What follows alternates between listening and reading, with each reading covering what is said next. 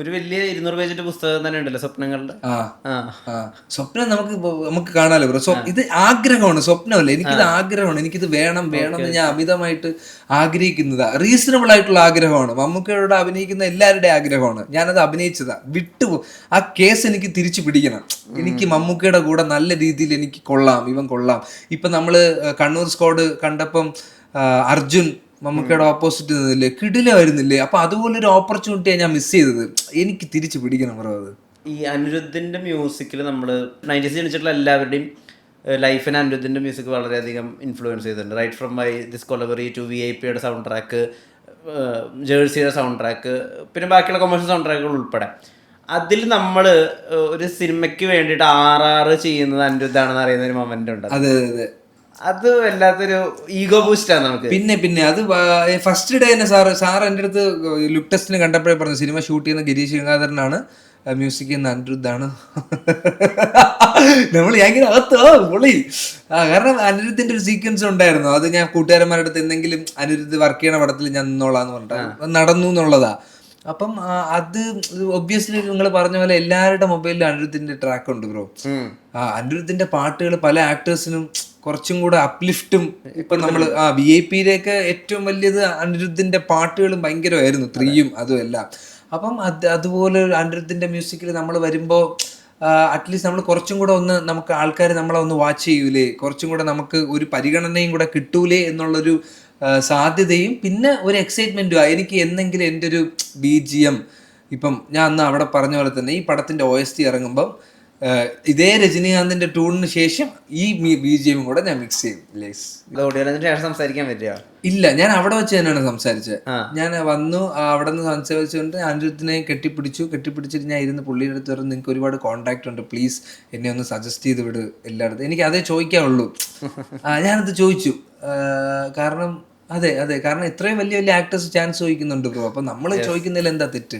And finally ഒരു outsider ഉണ്ടാക്കുന്ന ഒരു ബൂം ഉണ്ടല്ലോ, അത് എനിക്ക് തോന്നുന്നു ഇന്ത്യൻ സിനിമ തന്നെ ഏറ്റവും അവസാനം അതിൻ്റെ ഒരു വലിയ സ്കെയിലിൽ വിറ്റ്നസ് ചെയ്തത് അത് വിജയ് ദേവർകൊണ്ടാന്നുള്ള ഫിനോമിന കൊണ്ടാണ്. റൈറ്റ് ഫ്രം അർജുൻ റെഡ്ഡി പോലെ ഒരു കൾട്ട് സിനിമ. അപ്പം അതിൻ്റെ പറയുന്ന കോണ്ടന്റ് എന്തായിക്കോട്ടെ, അത് ആളുകളെ എങ്ങനെ ഇൻഫ്ലുവൻസ് ചെയ്തു എന്നുള്ളതൊക്കെ വേറെ കാര്യമാണ്. വിജയ് ദേവർകൊണ്ടെന്നുള്ള ഫിനോമിന ഉണ്ടാക്കിയ ഒരു മാറ്റം ഉണ്ടല്ലോ. പാൻ ഇന്ത്യനൊക്കെ അയാളിലേക്ക് കൊണ്ടെത്തിച്ച കുറേ സമയങ്ങളുണ്ട്. അപ്പം അദ്ദേഹത്തിന് കുറേ അടുത്ത് സ്പെൻഡ് ചെയ്യാൻ പറ്റിയിട്ടുണ്ട്. ഒരു കുറേ കാലത്തെ ഷൂട്ടിംഗ് അനുഭവം ഉണ്ട്. വിജയ് ദേവർകൊണ്ട എത്രമാത്രം ഇൻഫ്ലുവൻസ് ചെയ്തിട്ടുണ്ട് ഇപ്പോൾ? എനിക്ക് അദ്ദേഹമായിട്ട് ഒരുപാട് സംസാരിക്കാനൊന്നും പറ്റിയിട്ടില്ല. കാരണം ഡയലോഗ് പഠിക്കുക എന്നുള്ളൊരു ലാസ്റ്റ് ഒരു ഫൈറ്റ് പരിപാടി വന്നപ്പോഴാണ് നമ്മൾ ഫ്രീ ആയത് സംസാരിക്കുക. അപ്പം പുള്ളി മലയാള സിനിമയെ കുറിച്ച് സംസാരിക്കും, പുള്ളിയുടെ സംസാരിക്കും. ദ തിങ് ഈസ്, പുള്ളി ഒരു ബാക്ക്ഗ്രൗണ്ടും ഇല്ലാതെ വന്നു. ഇറ്റ്സ് ഫൈൻ, വന്നത് ഓക്കെ, നിലനിൽക്കുന്നു. മനസ്സിലായോ? അതായത് പുള്ളിക്ക് ഇങ്ങനെ ആൾക്കാർ പറയുന്ന പോലെ ഇപ്പം അർജുൻ റെഡ്ഡി, ഗീതാ ഗോവിന്ദം, ടാക്സി വാല, ഡിയർ കോമ്രേഡ് കഴിഞ്ഞ ബാക്കിയുള്ളതെല്ലാം പുള്ളി വിചാരിച്ച എക്സ്പെക്ടേഷനിൽ വന്നിട്ടില്ല. പക്ഷെ അവിടുത്തെ ആൾക്കാർ പുള്ളിക്ക് കൊടുക്കുന്ന ഒരു സ്വീകാര്യതയുണ്ട്. എനിക്ക് പേഴ്സണലി അറിയാം, പുള്ളി ഭയങ്കര സ്വീറ്റ് ആണെടാ. പുള്ളി എൻ്റെ പോസ്റ്ററൊക്കെ എടുത്ത് സ്റ്റോറി ഇട്ട്, അതായത് ഒരു കോ ആക്ടറിനെ ഒരു ഈഗോ ഇല്ലാതെ കോംപ്ലിമെന്റ് ചെയ്യുന്നതാണ് ഇതാണ് നമ്മളെ ഇൻഫ്ലുവൻസ് ചെയ്യുന്നത്. ഇതാണ് നമ്മൾ പഠിക്കേണ്ടത്. ഈവൻ സത്യദേവ് എന്ന് പറഞ്ഞ ഒരു ആക്ടർ ഉണ്ട്, പുള്ളിയുടെ ചേട്ടനായിട്ട് അഭിനയിച്ചത്. അതെ മഹേഷിന്റെ പ്രതികാരത്തിന്റെ റീമേക്ക് ചെയ്ത പുള്ളി ഒരു അതെ. അപ്പം പുള്ളി ഒരു അസാധ്യ ആക്ടറാണ്. എനിക്കും പുള്ളിക്കുമാണ് കൂടുതൽ സീൻസ്. അപ്പൊ നമ്മളിങ്ങനെ ഓരോന്ന് ഇങ്ങനെ ചെയ്തു നോക്കട്ടെ, ഇങ്ങനെ ഷട്ടിൽ. അപ്പൊ ആ ഒരു കംഫർട്ടബിൾ സ്പേസ് എനിക്കും ഉണ്ടായിരുന്നു. അതാണ് അങ്ങനെ തള്ളി ഇങ്ങനെ പിടിച്ച് അത്രയും ഇതായിട്ട് നമ്മൾ ചെയ്തതും. ഒരു സജഷനൊക്കെ പുള്ളി, ഞാൻ ഒരു സീൻ ഇങ്ങനെ ചെയ്തോണ്ടിരുന്നപ്പോൾ ഒരു സാധനം ഞാൻ 2 പ്രാവശ്യം പറഞ്ഞാ നീ 2 പ്രാവശ്യം പറയണം, 1 പ്രാവശ്യം പറഞ്ഞാൽ മതി, ഇതൊക്കെ പുള്ളി പറയുന്നതും. അപ്പം ഇതെല്ലാം ഇപ്പം ഞാനിപ്പം വരുന്ന രജീഷ വിജയൻ തൊട്ട് മമ്മൂക്ക തൊട്ട് ലാലേട്ടൻ തൊട്ട് GV പ്രകാശ് തൊട്ട് വിജയ് ദേവർകൊണ്ട, സത്യദേവ്, ഇവരുടെ എല്ലാം ഉണ്ട് ബ്രോ. ഇവരുടെ എല്ലാം പിക്ക് ചെയ്തെടുക്കാറുണ്ട്. ഈവൻ വിജയ് സേതുപതി, അദ്ദേഹമായിട്ട് ഒരു പടത്തിൽ എനിക്കത് കംപ്ലീറ്റ് ചെയ്യാൻ പറ്റില്ല, ഒരു പടം. അപ്പം ചെയ്തപ്പോൾ ഒരു ഫൈറ്റ് സീക്വൻസാ. അപ്പം ഞാനങ്ങ് ദൂരെ നിന്ന് ഓടി വരണം, ഒരു പയ്യൻ വരുന്നു, ഫൈറ്റ്. ഇവിടെ നിന്നൊരു പയ്യൻ വരുന്ന സമയത്ത് ഞാൻ ഇവിടെ എത്തണം. ടൈമിങ് എനിക്ക് അറിഞ്ഞുകൂടാ, ഒരു മുൾക്കാട് പോലെയൊക്കെയാണ്, കണ്ടുകൂടാ. അപ്പോൾ 1 പ്രാവശ്യം ഞാൻ തെറ്റിച്ചപ്പോൾ ഡയറക്ടറൊക്കെ വന്ന് വഴക്ക് പറഞ്ഞു. ഈ ഇടയ്ക്ക് എന്ന് പറഞ്ഞാൽ 1 വർഷം മുന്നേ. അപ്പം അടുത്ത പ്രാവശ്യം ടേക്ക് ഓഫ്, വിജയ് സേതുപതി തിരിഞ്ഞിട്ടുണ്ട്, ഓക്കെ ആയി, ഞാൻ നിന്റെ ടൈമിങ്ങിന് വേണ്ടി വെയിറ്റ് ചെയ്തിരിക്കുകയായിരുന്നു, എനിക്കറിയായിരുന്നു നിന്റെ കഷ്ടം. നീ അവിടെ നിന്ന് ഇത്രയും ബുദ്ധിമുട്ടി ഓടി വരണത് എനിക്കറിയാം, ഞാൻ വെയിറ്റ് ചെയ്തിരിക്കുകയായിരുന്നു. അവിടെ നിന്ന് ഞാൻ ഇറങ്ങുമ്പോഴും ഞാൻ പറഞ്ഞപ്പോൾ പുള്ളി എൻ്റെ അടുത്ത് പറഞ്ഞടാ, ഞാൻ പറഞ്ഞത് മറക്കല്ലേ, നീ ഹീറോയാണ്, you are a hero material, അത് മാത്രം നീ ഫോക്കസ് ചെയ്യും.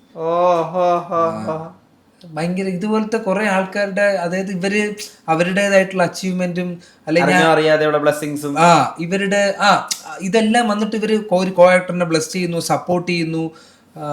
ചെറിയ ചെറിയ കാര്യങ്ങളാണ് ബ്രോ, ഇതെല്ലാം എനിക്ക് വലുതാ. അതിന് എന്ത് ചെറിയ കാര്യം നടന്നാലും എനിക്ക് ഇതൊക്കെ ഒരു വലിയ മാറ്ററാ. അതാണ് എൻ്റെ ഹാപ്പിനെസ്. 9 മിനിറ്റ് അകത്ത് സംസാരിച്ചിട്ടുണ്ട്. അതിനകത്ത് ഇപ്പോൾ ഒരു എടുത്ത് നോക്കുകയാണെങ്കിൽ ഒരു 3-3.5 മിനിറ്റ് അതിനകത്ത് ചിലപ്പോൾ ഇംഗ്ലീഷ് ഉണ്ടാവുള്ളൂ. അപ്പോഴും ഒരു 5 മിനിറ്റ് തെലുങ്കുണ്ട്. അത് കറക്റ്റ് തെലുങ്കുണ്ട്. അതായത് മൂവി സ്ഥാനം എന്നൊക്കെ പറയുന്നത് ശരിക്കും അവിടുത്തെ ഡിക്ഷനോട് കൂടി അവിടുത്തെ സ്ലാങ്ങോട് കൂടിയിട്ട് തന്നെയാണ് സംസാരിക്കുന്നത്. ഞാൻ ഈ തെലുങ്ക് സിനിമകളൊക്കെ ഇംഗ്ലീഷ് സബ്ടൈറ്റിൽ വെച്ചിട്ടാണ് കാണുന്നത്. ഇത് ആ ഡിക്ഷൻ എങ്ങനെ കിട്ടി? അത് നമ്മൾക്ക് ഭയങ്കര പാടായി കിട്ടാൻ. എടാ അങ്ങനെയല്ലടാ, ഞാൻ ഫസ്റ്റ് ഒരു 6 കൊല്ലം മുന്നേ ഒരു തെലുങ്ക് പടം ചെയ്തിട്ടുണ്ട്. വളരെ ചെറിയൊരു റാക്ക് പിക്കിങ്, നമ്മുടെ സ്ലമ്മില്ലേ അത് ബേസ് ചെയ്ത് കാക്ക മുട്ടൈ വൈബിലുള്ള ഒരു പടമായിരുന്നു. ചെറിയ ക്രൗഡ് ഫണ്ടഡ് ആയിരുന്നു. പക്ഷെ അത് ഇറങ്ങിയില്ല. ഓക്കെ, അത് ഷെൽഡായി പോയി. പക്ഷെ അവിടെ ഒരു 2 വർഷം ഉണ്ടായിരുന്നു. അപ്പം എന്താ വെച്ചാൽ ഞാൻ ബുക്കിൽ ഫുൾ ഡയലോഗും എഴുതിയാ പഠിക്കുന്നത്. ഞാൻ സ്ക്രിപ്റ്റിലല്ല, സ്ക്രിപ്റ്റ് തന്നാൽ പോലും ഞാൻ എഴുതിയ ഡയലോഗ് പഠിക്കുന്നത്. അപ്പം എനിക്ക് വാക്കുകളുടെ അർത്ഥം എന്താണെന്നും ഇതെങ്ങനെയാ പ്രൊനൗൺസ് ചെയ്യണമെന്നും ഓരോന്നും എനിക്ക് ഓരോ സിനിമയിൽ നിന്ന് എനിക്ക് ആ സിനിമയിൽ നിന്നും കിട്ടിയിട്ടുണ്ട്. അത് മറന്ന് ഇവിടെ വന്നപ്പോൾ അപ്പം കിങ്ഡം ഞാൻ മെയ് 9 കഴിഞ്ഞ വർഷം 2024 മെയ് 9 ജോയിൻ ചെയ്യണം. അപ്പോൾ ഒരു വർഷമായിട്ട് ഞാൻ തെലുങ്ക് ആൾക്കാരുമായിട്ടാണ് സംസാരിക്കുന്നത്. അപ്പൊ എനിക്ക് ബേസിക് ആയിട്ടുള്ള തെലുങ്ക് അറിയാം. എനിക്ക് ഗ്രാമർ പരിപാടി എനിക്ക് അറിഞ്ഞുകൂടാ, കടിച്ചാൽ പൊട്ടാത്ത വാക്കും അറിഞ്ഞുകൂടാ. പക്ഷെ ബേസിക് ആയിട്ടുള്ളത് ഞാൻ ഇങ്ങനെ സംസാരിക്കും. കാരണം നമ്മളിപ്പം വേറൊരു സ്ഥലത്ത് നിന്ന് വന്നതുകൊണ്ട് ഇത് തെറ്റിപ്പോകുന്നുള്ള പേടിയില്ല. കാരണം ഞങ്ങൾക്ക് ഈ ഭാഷ നമുക്ക് അത്ര അറിയില്ലല്ലോ. അപ്പം എനിക്ക് അങ്ങനത്തെ പേടിയോ ശരിയാവോ അങ്ങനത്തെ ഒരു തോട്ടും ഇല്ലായിരുന്നു. പക്ഷെ ഈ ഡയലോഗ് കാണാതെ പഠിച്ചതിന്റെ ഗുണമാണ് ഈ വാക്കുകളൊക്കെ. കാരണം ഇതെല്ലാം ഞാൻ പറയുന്ന ഡയലോഗുകളിലുള്ള വാക്കുകളാണ്. പിന്നെ അവിടെ ഉള്ള ആൾക്കാരുടെ അടുത്ത് സ്ഥിരമായിട്ട് സംസാരിക്കുമ്പോഴുള്ള വാക്കാണ്. ഞാൻ അവിടെ പറഞ്ഞ കംപ്ലീറ്റ് ഏറ്റവും ബേസിക് തെലുങ്ക, അല്ലാതെ മറ്റേ ഭയങ്കര ഗ്രാമറോ ഭയങ്കര വാക്കുകളോ ഞാൻ ഉപയോഗിച്ചിട്ടില്ല. അതിങ്ങനെ വന്നതാ. ആ 9 മിനിറ്റിൽ എന്റെ പ്രിപ്പറേഷൻ എന്ന് പറഞ്ഞാൽ 1.5 മിനിറ്റ് ആയിരുന്നു. 1.5 മിനിറ്റ് പ്രിപ്പയർ ചെയ്ത് അത് പറഞ്ഞിട്ട് താങ്ക് യു പറഞ്ഞിട്ട് പോവുക എന്നുള്ളതായിരുന്നു എന്റെ പ്ലാൻ. കാരണം നമ്മളിപ്പോൾ ഒരുപാട് സമയമെടുത്ത് ഇവർക്ക് ഓരോ ടൈമിംഗ് ഉണ്ടല്ലോടാ, ഓരോരുത്തർ ഇത്രയൊക്കെ ആണെന്ന്. പക്ഷെ ഞാൻ അവിടെ നിന്ന് ഈ എനർജി പരിപാടിയൊക്കെ കണ്ടപ്പോഴത്തേക്ക് ഞാൻ ആ 1.5 മിനിറ്റൊക്കെ മറന്ന് എന്തൊക്കെയോ തേങ്ങ ഞാൻ അവിടെ നിന്ന് പറയുകയും ചെയ്യുന്നുണ്ട്. എനിക്ക് ടെൻഷൻ കൊണ്ട് ഞാൻ എന്തൊക്കെയോ വിളിച്ച് പറയണതാണ്, സോറി എന്നൊക്കെ ഞാൻ എന്തൊക്കെയോ ഞാൻ പറഞ്ഞു. ഒരു ഫ്ലോയോ അല്ലെങ്കിൽ ഒരു പ്രത്യേക ഒരു ടെംപ്ലേറ്റോ ഇല്ലാത്ത രീതിയിൽ എന്തോ ഒരു സാധനം കാട്ടിക്കൂട്ടി ജെന്യുവിനായിട്ടാണ് ഞാൻ പറഞ്ഞു. പക്ഷെ അത് ആൾക്കാർക്ക് അങ്ങനെ കിട്ടി എന്നുള്ളതാണ് ഏറ്റവും വലിയ കാര്യം. കുറേ കാലത്ത് ആഗ്രഹം ഉണ്ടായിരുന്നല്ലോ അങ്ങനെ ഒരു സ്റ്റേജിൽ പോയി പറയണമെന്ന്. സ്റ്റേജ് എന്നല്ലടാ, എനിക്ക് കുറേ നാളത്തെ ആഗ്രഹം എന്ന് പറഞ്ഞാൽ എനിക്ക് ഇങ്ങനെ ഒരു ഹീറോ ആവണം, എനിക്കൊരു സ്റ്റാർ ആവണം, എനിക്ക് ഒരുപാട് സിനിമകൾ കിട്ടണം. അതായത് ഇപ്പോൾ ഞാൻ ഒരു പടം ചെയ്തുകൊണ്ടിരിക്കുന്നത്, അടുത്തൊരു പടം കമ്മിറ്റഡായി. അപ്പം അങ്ങനത്തെ ഒരു ഇമോഷനൊന്നും ഞാൻ ഇതുവരെ ഫീൽ ചെയ്തിട്ടില്ല. എൻ്റെ എന്ന് വെച്ചാൽ ഒരു പടം കഴിഞ്ഞ് അടുത്ത സ്ക്രിപ്റ്റ് വരുന്നു, എടുക്കുന്നു, നമ്മൾ ചെയ്യുന്നു എന്നുള്ളതാ. ബാക്കപ്പ് അങ്ങനത്തെ ഒരു പ്രത്യേക ലൈനപ്പോ ആ ഒരു കൾച്ചറിലോട്ട് ഞാൻ അങ്ങനെ വന്നിട്ടില്ല. അപ്പോൾ ഇങ്ങനെ വരണം എന്നും നമ്മളൊരു ബാങ്കബിളായിട്ടുള്ള ഒരു ആക്ടർ ആവണം എന്നും ഇതൊക്കെ എൻ്റെ വലിയൊരു ആഗ്രഹമാണ്. അപ്പം എൻ്റെ ലൈഫിൽ ഞാൻ ഇതുവരെ ചെയ്തതിൽ വലിപ്പം വെച്ചാണ് ഞാൻ പറയുന്നത്, ക്യാൻവാസ് വെച്ചാണ് പറയുന്നത്. ഏറ്റവും വലിയ ഒരു ക്യാൻവാസിൽ ഏറ്റവും വലിയൊരു ക്യാരക്ടർ എനിക്ക് കിട്ടുമ്പം ആ ഇമോഷനും എല്ലാം ആണ് അത് അന്ന് പുറത്തു വന്നത്. പ്രത്യേകിച്ച് ഗൗതം സാർ അമ്മയെ വിളിച്ച് ഇങ്ങനെ പറഞ്ഞതും ഇതെല്ലാം കൂടെ കലർന്നൊരു പരിപാടിയായിരുന്നു മൊത്തത്തിൽ വന്നത്. ഇത് കഴിഞ്ഞിട്ടുള്ള പേടി എന്താണെന്ന് വെച്ചാൽ പടം ഇറങ്ങിയിട്ടേ ആൾക്കാർക്ക് ഈ സാധനം വർക്കാവണം. മറ്റേത് ഞാൻ ഇങ്ങനെ കയറി തള്ളിയിട്ട് അത് വല്ലതും പ്രശ്നമായ തീർന്ന് നേരെ ട്രോളാ. ഇവൻ കയറി അവിടെ കയറി ഇങ്ങനെ സിനിമയിലാണെങ്കിൽ എങ്ങനെ ഭാഗ്യത്തിന് എന്തോ പരിപാടി നല്ല രസമായിരുന്നടാ. ഞാൻ ഇങ്ങനത്തെ മൊമെന്റ് ഭയങ്കരമായിട്ട് ആഗ്രഹിച്ചിട്ടുണ്ട്. എനിക്ക് ഒരുപാട് കോൾസ് വരുന്നതും മെസ്സേജസ് വരുന്നതും സ്ക്രിപ്റ്റുകൾ വരുന്നതും. സ്ക്രിപ്റ്റൊക്കെ വായിച്ചിട്ട് എത്ര കാലമായിരുന്നറിയാമോ ഞാൻ, എനിക്ക് അങ്ങനെ വന്നിട്ടുമില്ല. അപ്പോൾ അത് വരുന്നത് ഇതൊക്കെ ഞാൻ ആഗ്രഹിച്ചത് എനിക്ക് ദൈവവും അച്ഛനും എല്ലാ പ്രാർത്ഥനയും എനിക്ക് ഒരുമിച്ച് എനിക്ക് കിട്ടിയതുപോലെ എനിക്ക് തോന്നുന്നത്. ഒരു മാനിഫെസ്റ്റേഷൻ ഉണ്ടായിരുന്നല്ലോ, ഇങ്ങനെയൊക്കെ നടക്കണം, ഇങ്ങനെയൊക്കെ സെലിബ്രേറ്റ്. മാനിഫെസ്റ്റേഷനും ആഗ്രഹമാണ്, എനിക്ക് തീവ്രമായിട്ടുള്ള ആഗ്രഹമാണ്. എനിക്കിത് വേണം. ഞാനൊരു ഭയങ്കര പെർഫോമറാണോ എനിക്ക് അറിഞ്ഞൂടാ, പക്ഷേ ഞാൻ സിനിമ ചെയ്യും. ഇനി ആൾക്കാർ നെഗറ്റീവ് പറഞ്ഞാലും ഞാൻ ഹാപ്പിയാ. ഞാൻ സിനിമയാണ് എനിക്ക് ചെയ്യേണ്ടത്, ഞാൻ അതിൽ സന്തോഷമാണ് എനിക്ക് കണ്ടെത്തേണ്ടത്. നെഗറ്റീവ് പറഞ്ഞാൽ നമ്മൾ തിരുത്തും, നമ്മൾ കുറച്ചും കൂടെ ബെറ്റർ ആവും.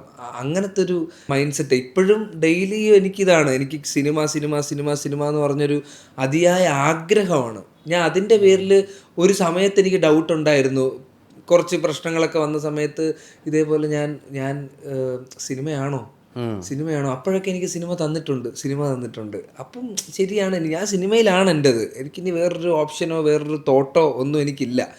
അപ്പം പിന്നെ അത് തന്നെയാണ് എനിക്ക് അതിൽ എൻ്റേതായിട്ടുള്ള ഏറ്റവും നമ്മൾ വേണ്ടെന്ന് വെച്ചാൽ സിനിമ വന്ന് നമ്മളെ വിളിക്കുന്നുണ്ട്. സത്യം നമ്മൾ വേണ്ടെന്ന് വെച്ചാലെന്നല്ല, നമ്മളെ ഇപ്പം ചില പടത്തിൽ നമ്മൾ നിൽക്കുന്നു, ചിലപ്പോൾ ചില കാരണങ്ങളാൽ പടം മാറുന്നു.